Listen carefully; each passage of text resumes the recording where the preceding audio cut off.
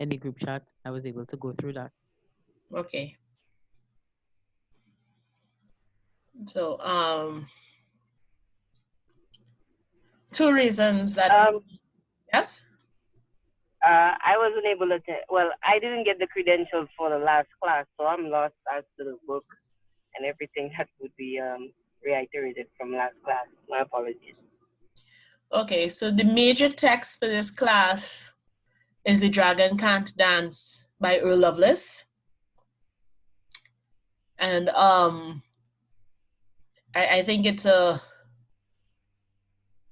seminal text if you're going to talk about carnival and what carnival is and what it means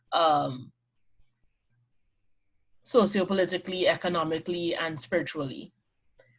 It's also a good way to practice including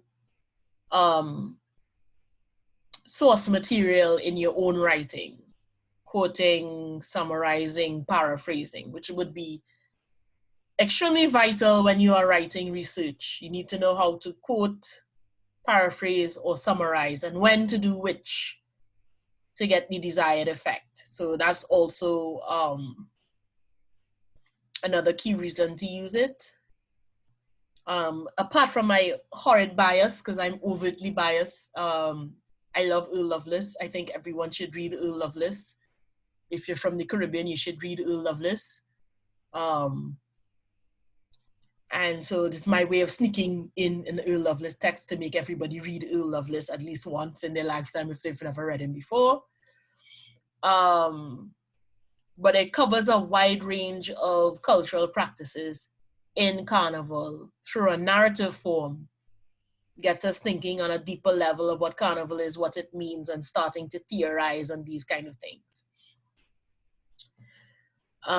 Today, so if you know how quickly you read it, it might not be a problem. We won't start discussing the text really at least for another month to give people a chance to get a hold of it. I know it's relatively popular, so it's still easy enough to get on either in the library or on Amazon. I know for people in Trinidad, there should be a copy or two at least in the library. And since we are not on complete lockdown, it's possible for you to get it from your local library. For you, Rachel, since you're in the States, it's easy enough to get on Amazon and get fairly quickly if you don't have a copy of the book already. Right? So last week we went through, I suppose, the epistemology of why we write, both what is knowledge and why do we engage in it, why write. And this week we are starting the first of 6 styles of argumentative writing. So the core of this course is argumentative writing because presenting research is argumentative. I don't mean to tell you things you probably already know. I'm just going to say it as a way of introduction. Presenting any kind of research, especially when you're breaking new ground, it involves argumentation. So the main point of this class is to get us in that argumentative writing mode. And there are specific styles and specific techniques that you would use for something as long as a thesis. You'll be using it in combination. Good evening, Evening. everyone. So last week really was just as an introduction. Why write? Why do we need to write? There's actually theories on the ethics of good writing and all that, but we didn't really cover. But there's a lot of theories out there on why writing well matters. Apart from your greed, writing well matters because in a world where ethics seems to be dwindling to sea foam, practicing ethical habits is an increasing challenge, but an increasing necessity. So there are 6 types of argumentative writing: definitional, argumentation, classification, compare, contrast, cause and effect, proposal and evaluation. Okay, that's 5, right? That's 5. I lost count. I think that's 5, not 6, 5, right? A lot of them, if you're used to expository writing, sound familiar, and they're the argumentative version of expository writing. So compare and contrast is practically the same as compare and contrast that you would have done for expository writing, except you have a firm side, a firm position to defend, right? We will be looking today at definitional arguments, and we start there because at the core of every argument, you must define your terms. And this is actually argumentation based on defining terms and concepts, right?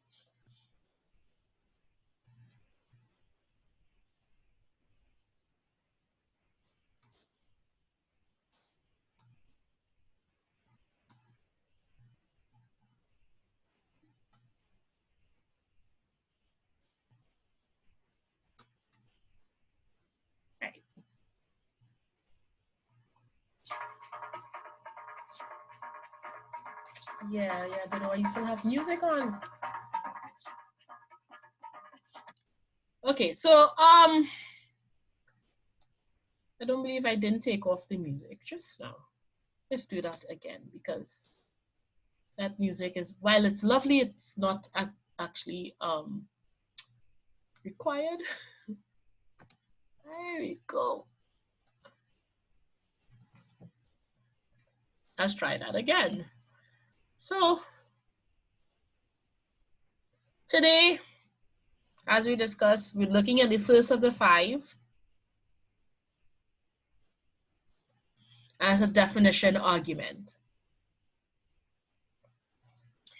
How many people are familiar with this type of argumentation, if at all?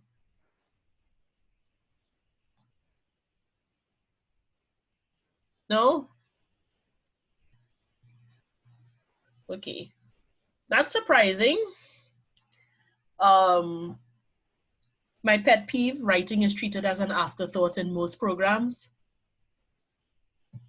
We don't really spend time on grammar and writing basics outside of primary school. We just assume people would take the skill and grow it. By magic, I suppose. I don't know.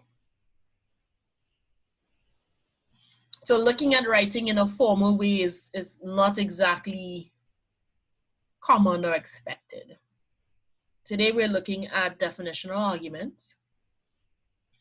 And the basic objectives are for you to understand what a definitional argument actually is, to be able to write an outline of a definitional argument, and then to write an essay based on that outline. We're at a bit of a disadvantage because you don't have access to Canvas, so I'm not sure how many people are familiar with writing a formal outline for essays. I would assume not. No. No?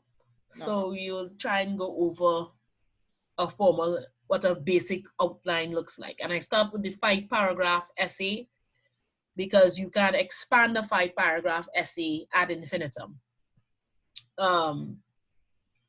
Where if you expand it out, you could do that kind of outlining for chapters, that kind of thing. But the same organizing principle applies. So the idea of a definitional argument is putting your topic, your idea, your theme into a category, right? So you're defining an unknown. This works best if you're defining something that For those of you who were in the class last time, remember we talked about the 3 problems. Either there's not enough research, the research has gotten it wrong, or the research is on the right track and we need to do more, right? So very often when we're defining something, we're redefining it. We're trying to explain what it actually means, either because no one has bothered to offer actual definition before, they've offered a definition, but the definition doesn't fit. They've started defining, but there's more to the definition than what we've been provided. So you're looking at a major category. So let's say I want to define what a donkey cart is, right? I'm going to put a donkey cart in the category of transportation. So I need to know what are all the assumptions linked to the idea of transportation that will help me define a donkey cart as transportation. You have to be aware of these assumptions. Some people might actually think transportation must be motorized. If that is an assumption, then they will not accept you defining a donkey cart as transportation because it relies on an actual donkey and not motorization, right?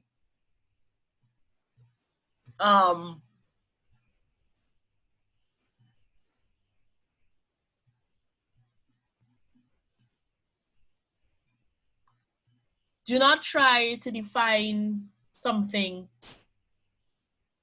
in a category if it cannot exhibit those characteristics that you associate with that category.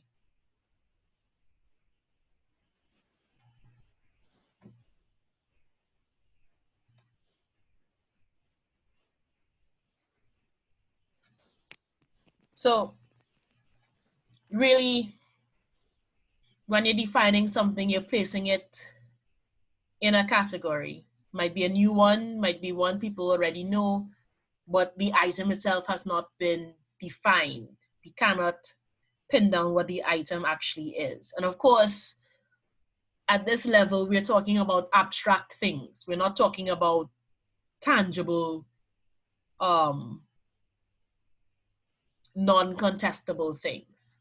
Argumentative writing must always have a position. You are defending a position, you're defending a claim, an argument, right? So from the last class, we looked at the basics of a thesis statement. They have a claim, and you have the enthymeme. The enthymeme are the reasons for making that claim. In an argumentative essay, the claim can be contested, right? If it's not controversial, it's very hard for you to come up with some kind of argument. Given the level and the nature we are in as a master's program, almost everything you need to define would probably be contentious, right? If you stick to the program at hand, there is still a controversy between defining Carnival as French or French derived and defining Carnival as African or African derived. And to do either, we must point to the characteristics of Carnival being French. It must have the same characteristics as, say, Mardi Gras or Carnival in France, as opposed to defining it as African, and then we're looking for it to have the same characteristics as African masquerading practices. So it's a point we need to defend, or at least prove that it's a viable argument to make. It's a viable claim to make.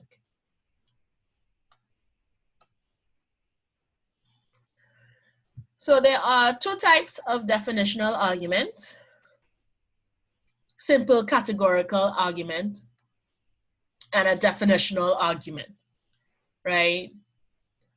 You can guess which one is more complex.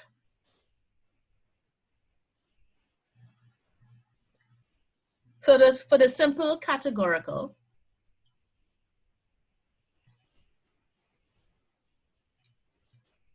in this example, or in this case,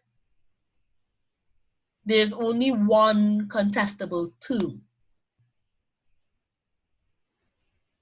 We all agree on the meaning of the category or the characteristic we're using to define the term. So whining is our term. Lewd is our criteria or criterion, the characteristic we're looking at, right? So we're saying whining is not lewd. For this to work, everyone has to agree on what lewd means. Everyone agrees lewd means sexually unchaste or licentious. For me to make this argument, I would claim that whining is not in and of itself is sexual. So it cannot be lewd. If lewd is sexual, unchaste, or licentious, and whining is not inherently sexual, then it cannot be lewd. Again, this is when we all agree on what lewd means.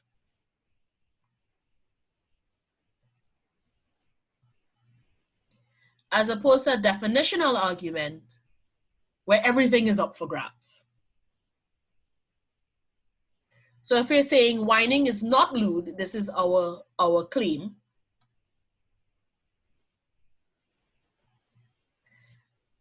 We see that we might all agree that lewd means sexual, unchaste, and licentious, but we don't all agree what sexual and unchaste means. And here arises a problem. So we also have to define sexual and unchaste before we can prove that whining is not lewd.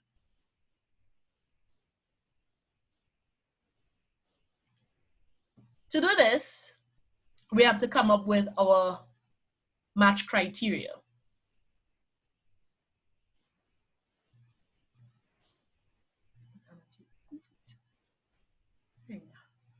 Right?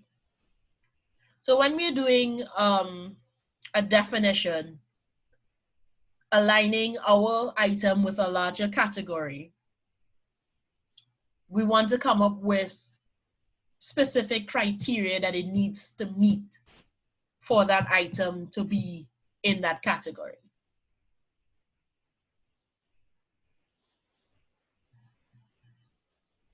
So it is up to you to develop the criteria. So I then need to define, for this example, what sexual means, what unchaste means, what licentious means. So I have to define lewd, and I have to define whining. So the criteria I come up with would be criteria for what makes something sexual, licentious, and unchaste. The next step is then to take whining and see if I can match it to that criteria or not. In this case, the claim says I will not be able to match it to the criteria.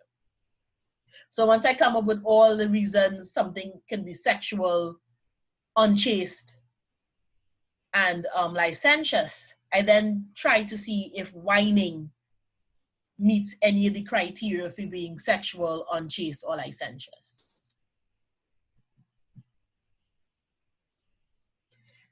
What they call an Aristotelian argument. We also have a weighting. How much of the criteria must we match before we could define something, before we could apply the definition to the thing, right? Must it match all criteria? Must it match 4 out of 5? At least 60%, and so on and so on. If it's an operational argument, the criterion is quantifiable, right? So I might have 5 criteria. Let's say I must meet 90% in that criteria to be considered matching, right? So you have Aristotelian. There are 5 things that make something sexual. You hit 3 of them. I only need you to hit 3 of them. You're sexual.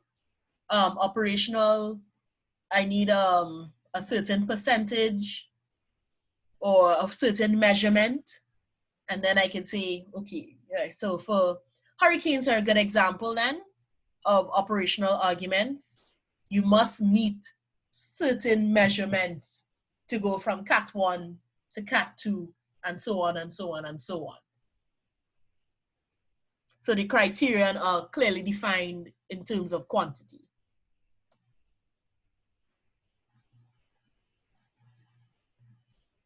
So in applying the match criteria, consider whether it's accidental criterion, and this would be where it's a feature, but it's not necessarily needed for the definition. As opposed to necessary criterion, you must meet this criterion to be considered whatever I'm defining you as. And does it have sufficient criteria? So again, if we're doing either Aristotelian or operational, is this something that we need, it must meet? If not, it's accidental. So say we might say licentious is rubbing up on an object, right? Is that the only way for something to be licentious? Is it necessary to describe an activity as licentious if you're not rubbing up on something? Necessary criteria. It must involve, to say it in a very prudish way, your sexual bits. I kind of think if you're talking about something being sexual, it must relate to erogenous zones, right? And do we have sufficient criteria? Is it matching enough things for us to define this thing based on the match criteria that we're using?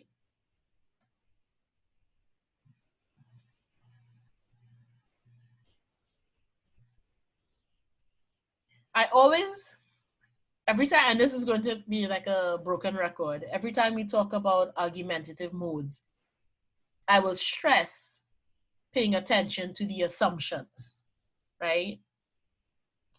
Knowing your audience. Are you culturally similar to your audience? This helps determine also whether it is a simple, if it's a simple categorization or if it's a definitional argument, right? You would have a different type of argument in a mosque than you would on Charlotte Street, right? Calling two rather extremes, right? So are they culturally similar to you? What should they already know? So don't spend your time defining things if they're culturally similar to you that they should already know, right? The Caribbean has a very strong and stable sense of morality and what falls inside and outside of it. So we don't necessarily have to spend time defining the system of morality that we're using. People would know, right? And this then limits you to the things you might need to explain.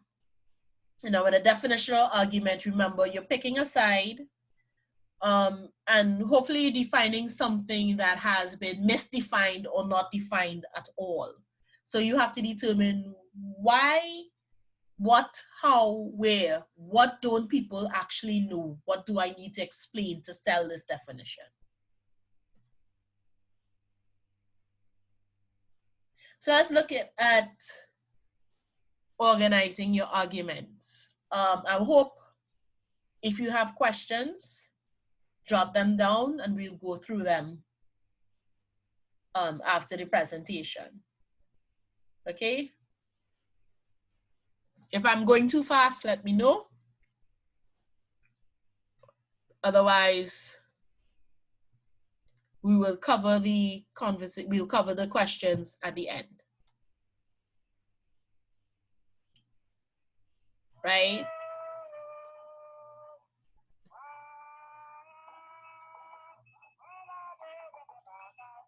So, yeah. All right. So, up on the screen now, organizing strategy 1, you can introduce the issue and state the claim. And this will be pretty standard for most of your introductions for your argumentation. So introduce the issue and state your claim. State the problem for the purpose of the study, right? So whining is not lewd. However, many people associate lewdness with the natural movement of gyrating one's hips. This is significant because historically,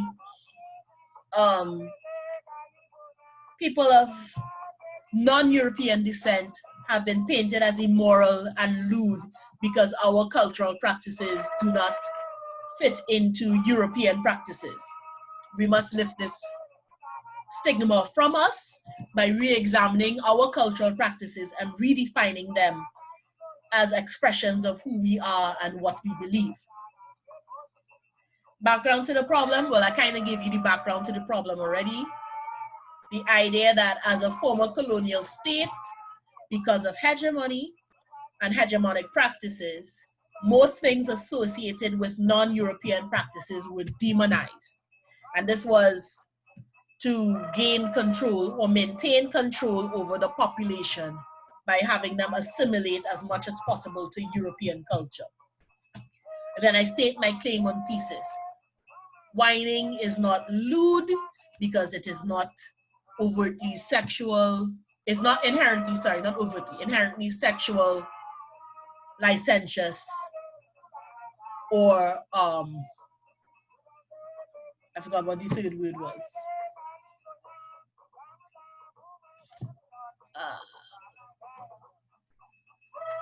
Wow, she just went. I forgot what the third word was. Right, so it's not inherently sexual or promiscuous.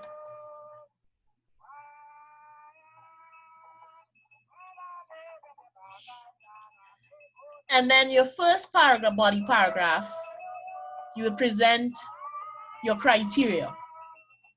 Here, using the entire paragraph to outline each criteria. Oh, sorry. It's two strategies, as I was mixed them up.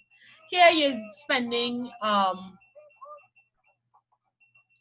each paragraph will then be your major criterion, and you will engage counter arguments. Right, so I will spend a paragraph on what sexual is and why whining is not sexual. I'll spend a paragraph on what promiscuity is and why, and engage in those kind of counter arguments on how we define promiscuity.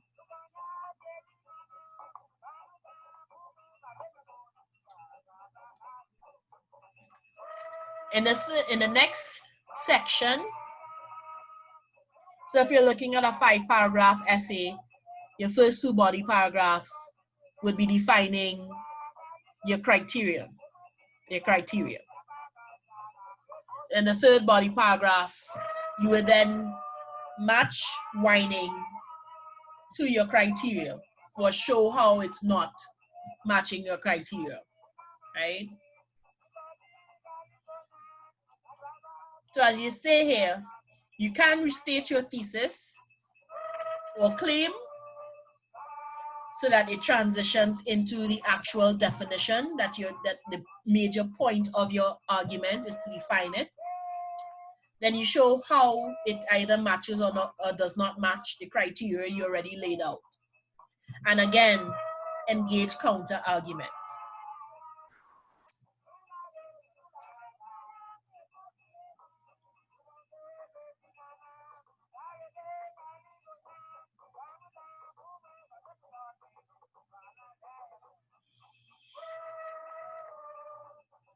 And in your conclusion, summarize your arguments, connect to the bigger picture, end with a bang. Very importantly, do not include new information in your conclusion. If it is important, it should be in the body of your essay. Right? Summarize your arguments, connect to the bigger picture, end with a bang. Your conclusion is usually the inversion of your introductory paragraph. So where you would end with your thesis statement in your introductory paragraph, you open back out with your thesis statement and your sub-arguments in your conclusion, and then spread out ever into an ever increasing range. The second strategy, same kind of introduction, introduce your theme and claim, state the problem, state the significance, outline the background to the problem, then state fully your thesis.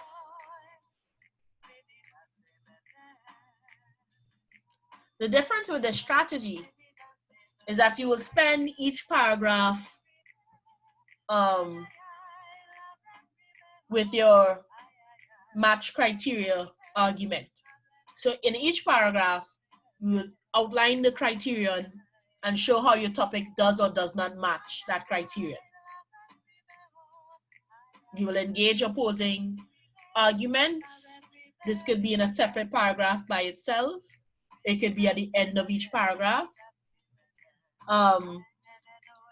So anticipate and summarize the opposition, rebut or make concessions. So if this is a separate paragraph, you're anticipating and summarizing what your opposition will see. And then you're making your official rebuttals or concessions. So rebuttals like, that's nice, but it's wrong. Concessions, I concede that, you know, you have a point, but it doesn't take away from what I am arguing.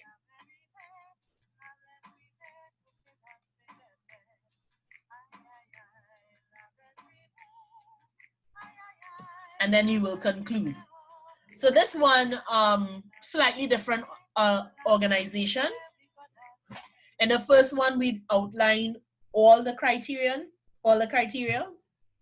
In this one, we go criteria by criteria, and we do the entire argumentation in each paragraph. Right?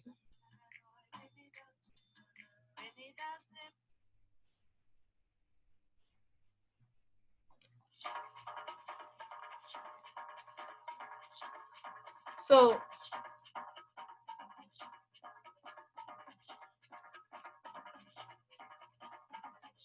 ignore the due next week.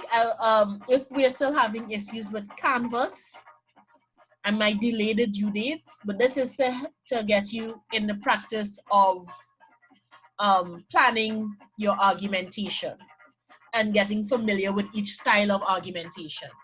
So the first assignment is to write an outline for a definitional argument using either organizational plan. I do not give topics, because by the end of this program, you will be coming up with your own research project. So start practicing from now, finding your own topics to write about. Right?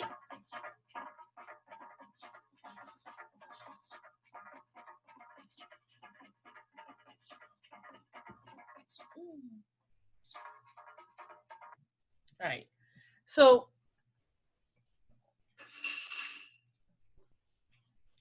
round of questions. Any questions so far?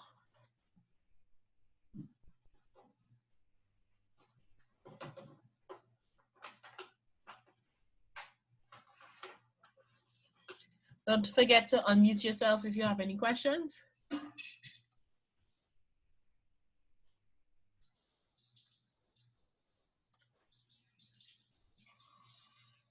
No?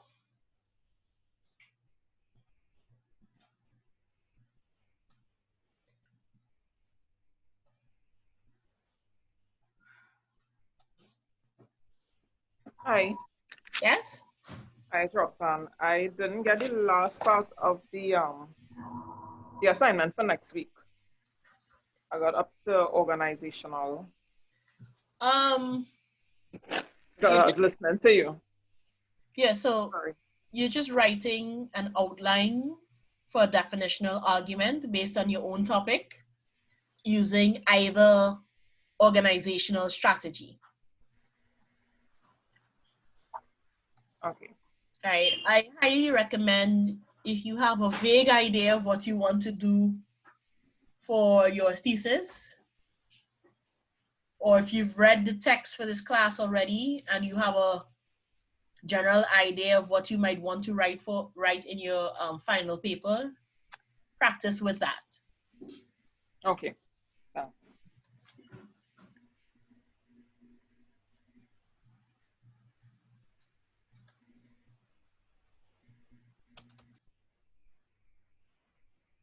That's tiny. Can't see that.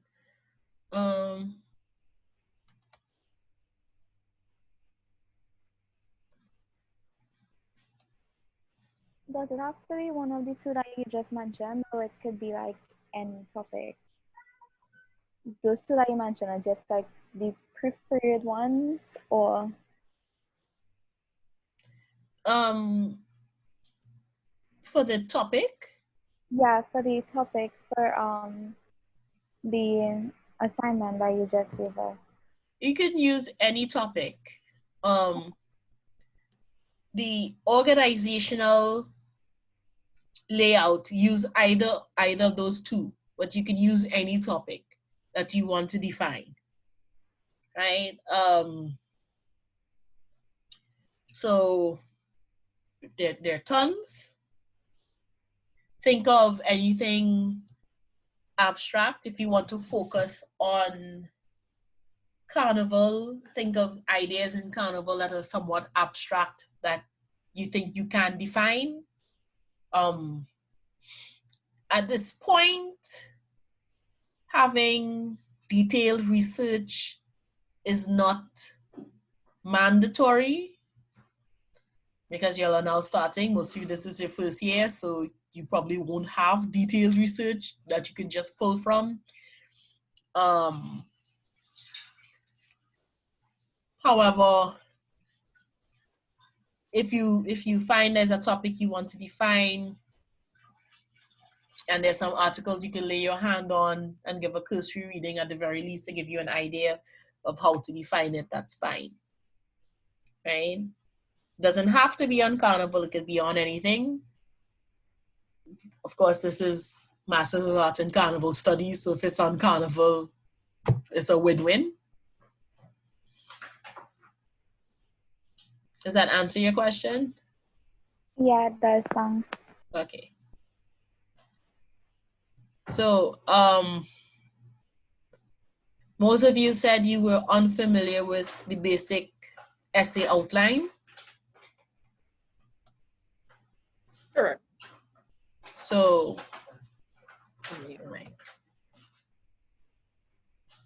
yeah.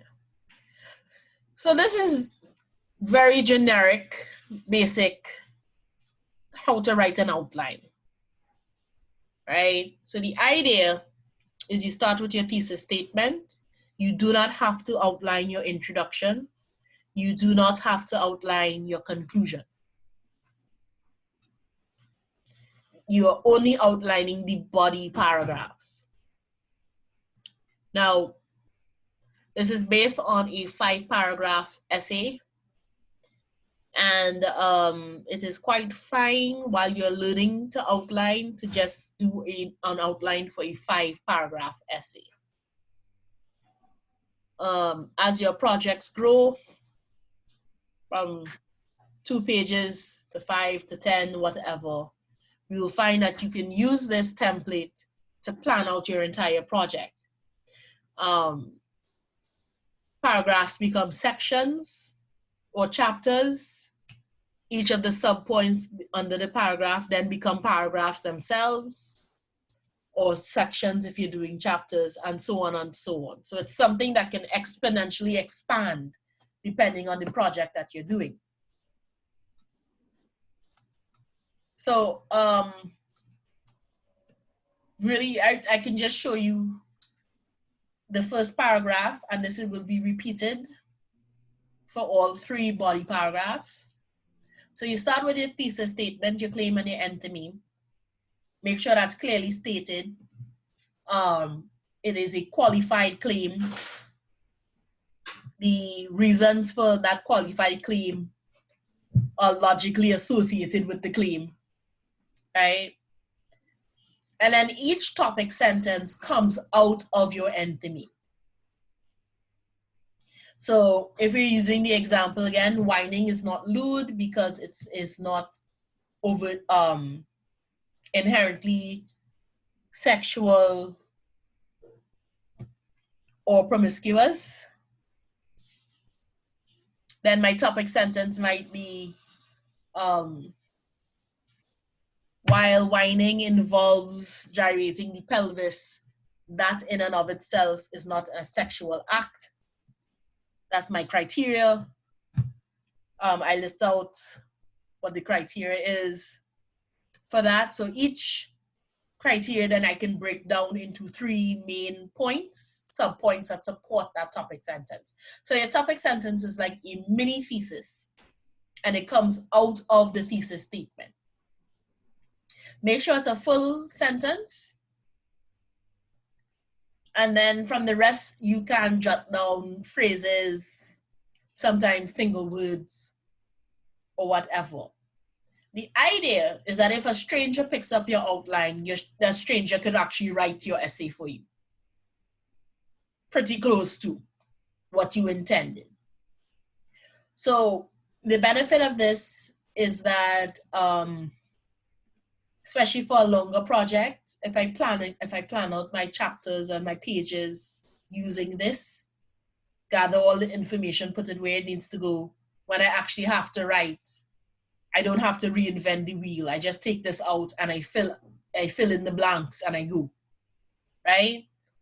So I'm recommending, starting from now, if you do not practice outlining on a regular basis, every time you get a writing assignment, jot down an outline, something that you could follow that will keep you on track, right? So the topic sentence comes out of your thesis statement.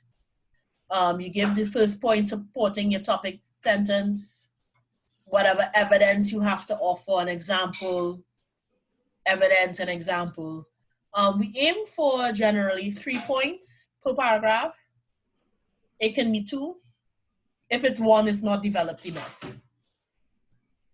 So at least a minimum 2, usually 3, sometimes 4, depending on the topic. But if it's only 1 supporting point for your topic sentence, I don't think you've gone far enough, right? What this helps immensely is keeping your ideas grouped together so that they become logically linked. A lot of times, if we do not plan, we end up writing a point in the first paragraph and then pick it up in the 3rd paragraph with no real connectivity. So it comes back out of the blue. And I know we've all had conversations with people where they just jump from topic to topic and it's hard to keep track of what they're actually trying to tell you. I know I'm not the only one who's had that experience before. And the outline avoids that. It allows you to plan everything, put everything in place. You can rearrange, you can shift elements of your outline till you get that perfect flow and logic to develop your argument. Right? And as you can see, and hopefully you'll get on Canvas soon because these are all up on Canvas. Right? but it's up there so you can access these things. Any questions?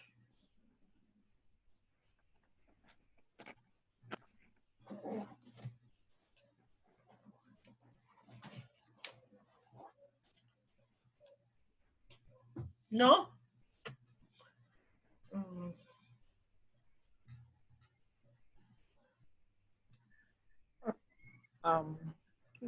Dr. Francis. Mm-hmm. Well, this morning I saw you sent the essay that we had to submit to you for today, I believe, but I didn't get on Canvas as yet. So is it possible I could send it to you? Yes. This is not for marks. This is just to see where you are in your writing. And so that's fine. Okay. I thought the deadline to submit that was for Wednesday. So I think the deadline is extended. It's open to the end of the week, I think. I'm not 100% sure. Don't hold me to that. So we'll just email you directly. You can email me directly. If you are on Canvas, you can submit it via Canvas. Either way. Just that at this point in time, most people aren't on Canvas yet. Hopefully very soon. Technically speaking, this is only a 1-credit course, so it shouldn't take more than an hour of instruction at a time. And that works very well if we manage to get the class flipped so that you do reading and then come and ask questions. Okay. But I didn't get that email. Can that email be sent to me and then I'll just submit the essay later? Or maybe for Wednesday? There was a lot of feedback, so I didn't really hear you well. My apologies, I'm on site. I'm saying I didn't get the email. Can email be sent to me and I submit the essay by Wednesday? Yeah, you can submit by Wednesday.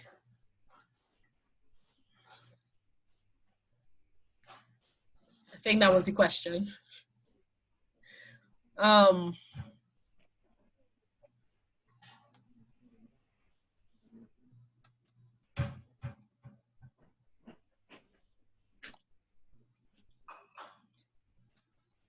was the question. Where am I?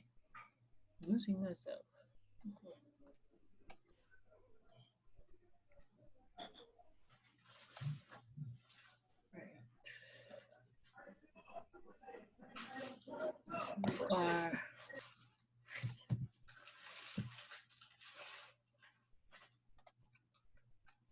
So since most of you aren't,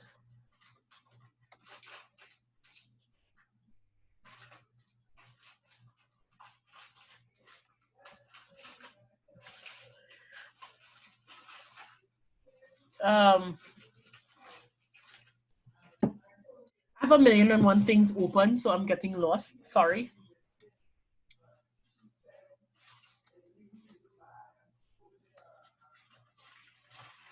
Right, so I'm just going to this is what is on Canvas at the moment.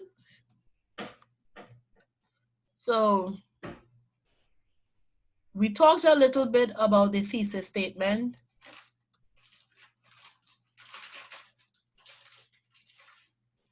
And the idea that it is a claim and your reasons. So to reiterate, it is the main idea of your essay, right? If you're used to reading maps, it functions as the key to the map. The map is the essay, the key is how we understand the essay.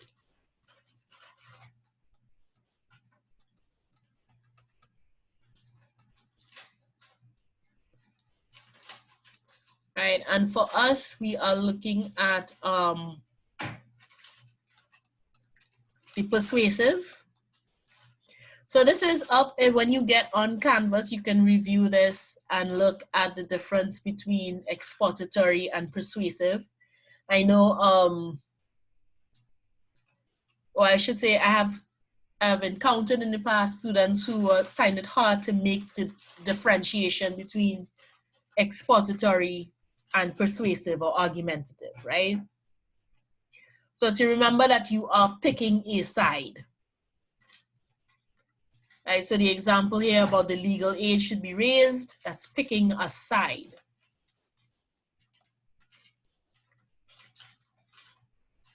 So it becomes essential that the support for your claim is logical and closely linked with the claim you're making, right?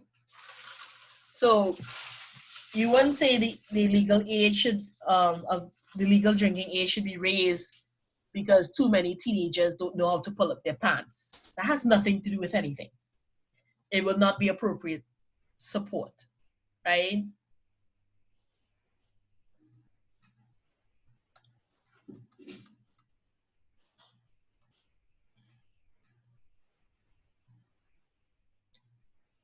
Right? We talked about STAR.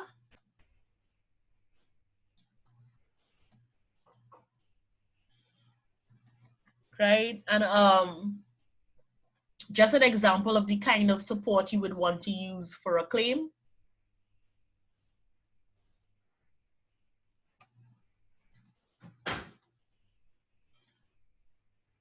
And I think I mentioned this last class as well. In secondary school, they would teach you to write your thesis statement, if they teach you to write a thesis statement at all, with your claim and then 3 reasons. That's perfectly acceptable. Makes planning your essay a heck of a lot easier if you have your 3 reasons in your thesis statement. As you practice writing, you would develop the knack of summarizing those 3 supports into one general statement or one general phrase or clause. Right? I will, how many of you are on Teams? You can see faces. Or hands. Show of hands, how many people got onto Teams? So 3, 4. So for at least 4 of you, what I can do is put the material on Teams so that you all can access it at any time, right? I will put at least module 1 and module 2 so you can access that information before we start as much as possible. It's not as interactive, I think, as Canvas. But it's a learning curve because I don't teach on Teams, but they have Classroom on Teams, so we will see as a backup for the Zoom sessions on Canvas, right? Just making sure I covered everything that I'm supposed to cover this week. There's a reading sample.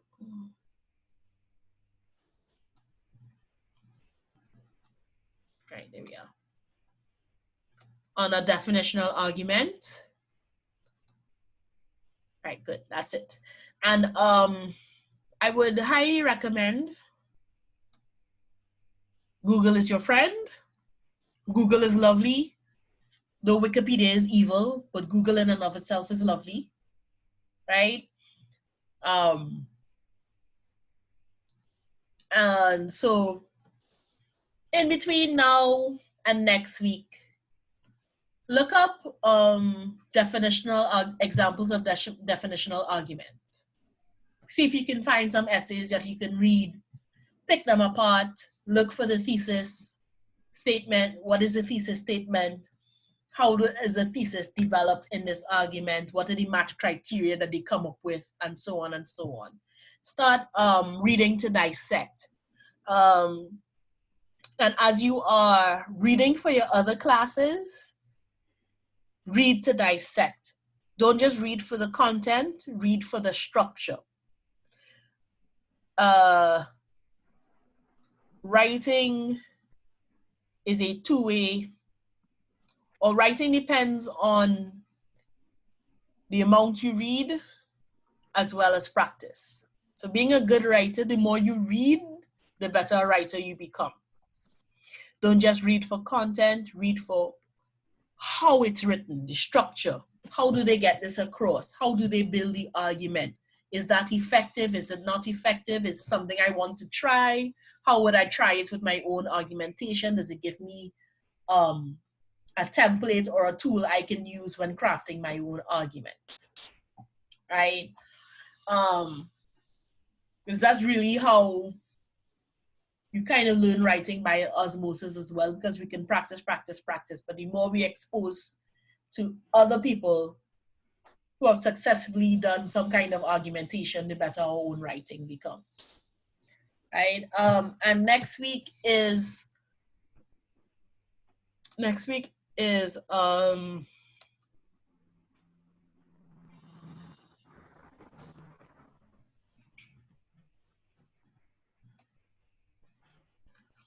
what we call causal arguments, or cause and effect.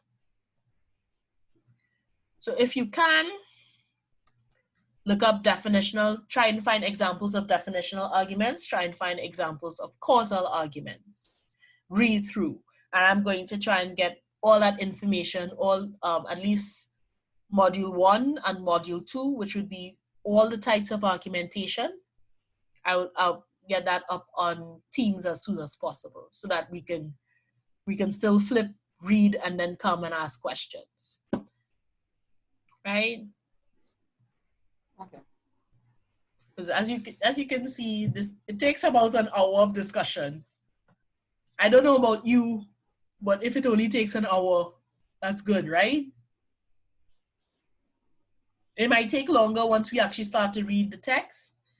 And I'll give you about a month to see if you can secure the text before we start discussing it. Okay? Any other questions? Any questions at all? Any comments? Queries? No? One thing to clarify, for the essay that you just want to see or write in style, we have to include any thesis statement or anything, or we just write anything? Preferably thesis statement. I don't think any writing should not have a thesis statement, even if it is just descriptive, narrative, and so on and so on. There's a thesis statement, or there's a main point to the essay. Right? Okay. So there should be a main point to your essay. Okay. Right? Any other questions?